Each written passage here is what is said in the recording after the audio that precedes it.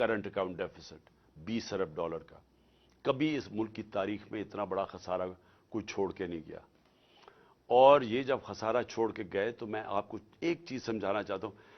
मेरी कोशिश ये है कि मैं अपनी कौम को इसको आगाह भी करूं, इसकी तरबियत भी करूं, इसको एज आपका एक बड़ा हो के आपको एजुकेट भी करूं कि ये हुआ क्या हमारे मुल्क से।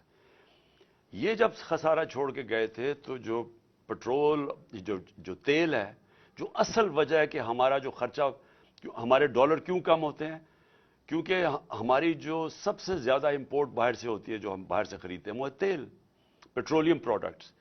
तो इनके दौर में तकरीबन आधी कीमत थी तेल की आलमी मंडी में।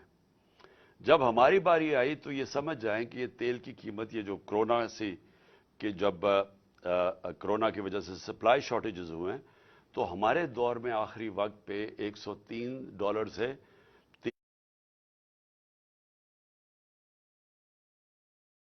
तो जब तेल बढ़ता है तो फिर हमारी इंपोर्ट्स बढ़ जाती हैं, इंपोर्ट्स बढ़ती हैं, डॉलर्स हमारे ज्यादा प्रेशर पड़ता है और हमारे रिजर्व पे प्रेशर पड़ता है।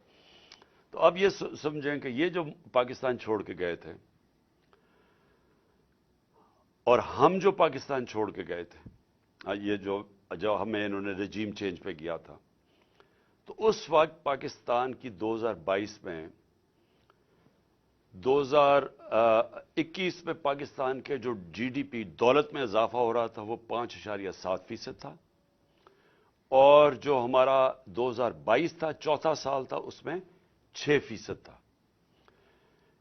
5.7 और 6% पाकिस्तान की तारीख में, ये सिर्फ और सिर्फ अगर इस तरह की पाकिस्तान की जीडीपी ग्रोथ हुई या दौलत में इजाफा हुआ, ये मार्शल लॉज में हुआ था, अयूब खान के ज़माने में, या ये जनरल ज़िया के ज़माने में और जनरल मुशर्रफ के ज़माने में। ये क्यों हुआ था इनके दौर में?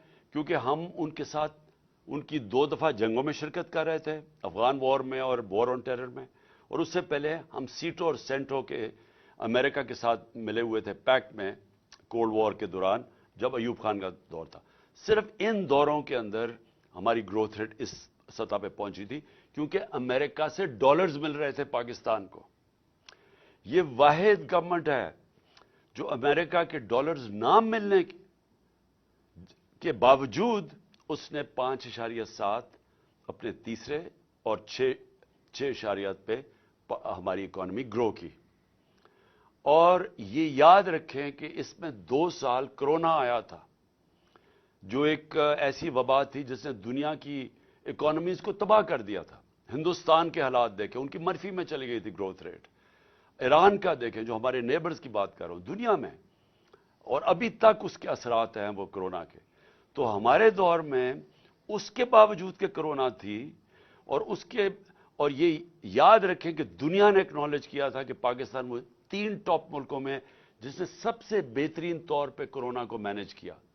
और उसके सबूत क्या है कि हमने अपनी इकोनॉमी बचा ली, अपने गुर्बत बचा ली, अपने रोजगार बचाया लोगों का, और हमें अपनी इंडस्ट्री बचा ली, और हमने ये 5.7 और 6% पे ग्रो किया।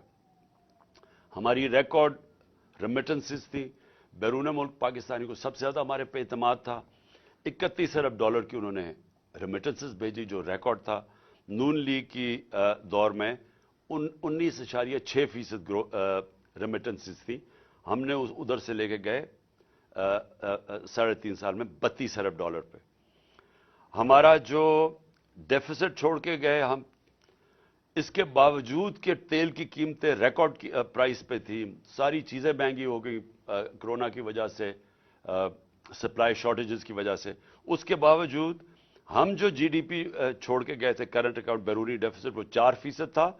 नून लीग छोड़ के गई थी 5.8%, जब तारीखी सबसे कम तेल की कीमतें थी।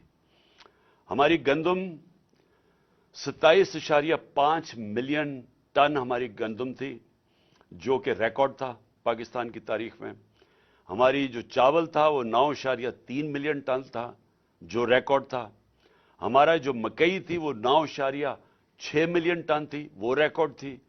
और हमारी आखिरी साल में जो गन्ना था वो وہ تقریباً 90 ملین ٹن تھا جو کہ ریکارڈ تھا. جو ان کی بجلی کی جنریشن تھی. اب یہ سمجھ آئے, انہوں نے بجلی جو کانٹریکٹ سائن کیے تھے پاور جنریشن کے نون لیگ نے, اس میں یہ تھا کہ اگر ہم بجلی خریدیں یا نہ خریدیں ہمیں کیپیسٹی پیمنٹس پہ دینے پڑتے تھے. یعنی یہ ایک بجلی گھر کو جو انہوں نے جب ان کو کانٹریکٹ دے دیا, انہوں نے جو سیٹ اپ کیے, اس میں سے اگر پاکستان بجلی خریدے یا نہ خریدے پیسے پورے دینے پڑتے تھے, جس کو کیپیسٹی پیمنٹس کہتے ہیں. تو اس کے لیے اگر آپ جب تک ہم بجلی, اور انہوں نے اتنے زیادہ بنا دیے, کیپیسٹی اتنی زیادہ کر دی, ہمارے پاس ملک کے پاس طور طریقہ ہی نہیں تھا وہ بجلی استعمال کرنے کا. ہمارے میں کیپیسٹی نہیں تھی, پیسے ہم پھر بھی ان کو دے رہے تھے. تو اس کا